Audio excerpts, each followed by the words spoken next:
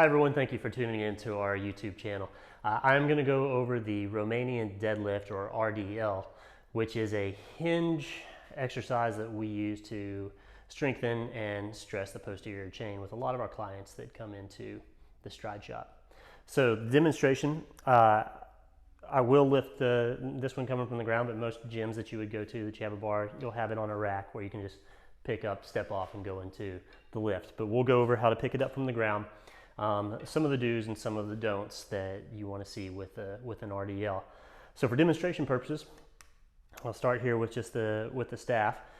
Setup is feet about hip width apart. All right. We are going to pinch those shoulder blades back or turn in the armpit. Imagine someone's got a dollar bill underneath your armpit. You don't want them to be able to pull that dollar bill out.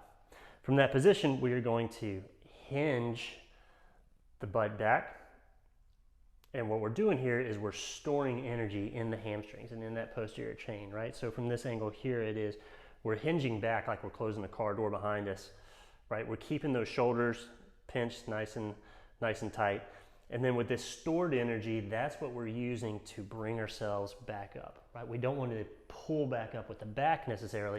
We want that stored energy in the hamstrings and the glutes to be what brings us back up to that standing position. Where a lot of people get into trouble with this is, one, they'll lose that pinch with the shoulder blades or pinch with the armpits, and so as they come down, those arms will get out here. Right? This is a lot larger lever arm for that weight that you're picking up. It's going to transfer a lot of that force back into the back when you try and lift back up. The other thing is that instead of getting the range of motion from the hinge, they'll get the range of motion from the back, and this will round. Again, that puts more of an emphasis on the low back to get yourself back up to a straight position versus the hamstring. And if we were to look at that, what the spine's doing, right? If we have the dowel here and we have a point of contact at the back of the head, a point of contact at the middle of the spine, and then a point of contact at the lower portion. As I hinge down and poke back, I shouldn't lose any of those 3 points of contact. And then I can come back up from that position. Right?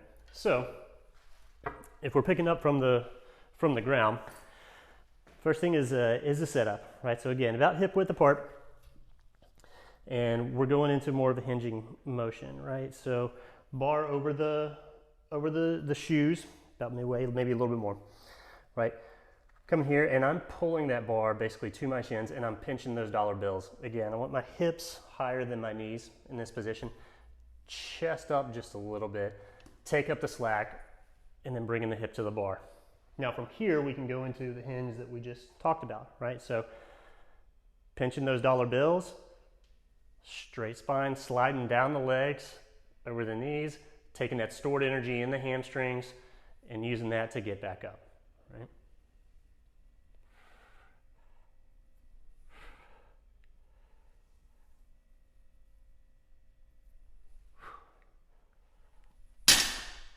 A little bit of a bend in the knee throughout is fine, but we're focusing more on that hinging from here versus squatting down. That goes into a different type of lift, and we're not isolating the same type of muscle groupings there. Similar, but not quite the same. So I hope this was helpful. I hope this gives you a little bit more confidence to do an RDL. If you have questions or anything like that, please do not hesitate to leave a comment or reach out to us at thestrideshop@gmail.com or direct messages on Instagram or anything like that. Feel free to hit a subscribe button, and thanks for joining.